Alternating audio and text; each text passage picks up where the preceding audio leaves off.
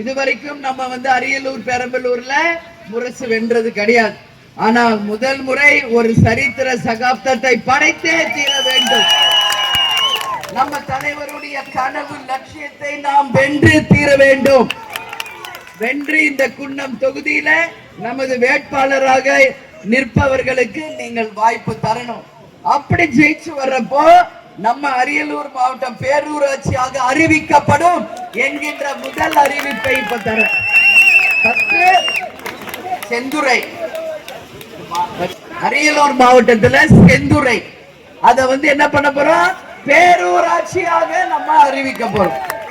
அதே மாதிரி செந்துறையில அரசு மருத்துவமனை இரவு மருத்துவர்கள் இருக்கிறதுல, மருந்து மாத்திரை இல்ல, செவிலியர்கள் இல்ல, இந்த நிலை எல்லாமே நாம மாத்த போறோம்.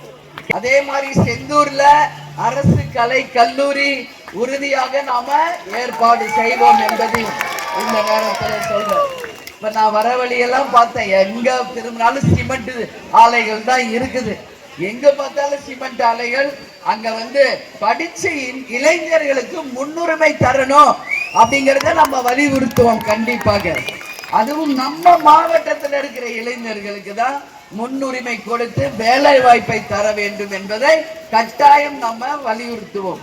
செந்துறையில ரயில் நிலையத்துல விரைவு ரயில்கள் நின்று செல்வதற்கு உறுதியாக மத்திய அரசிடம் பேசி நாம் எல்லா திட்டங்களையும் நிச்சயமாக கொண்டு வருவோம் என்பதை சொல்றேன்.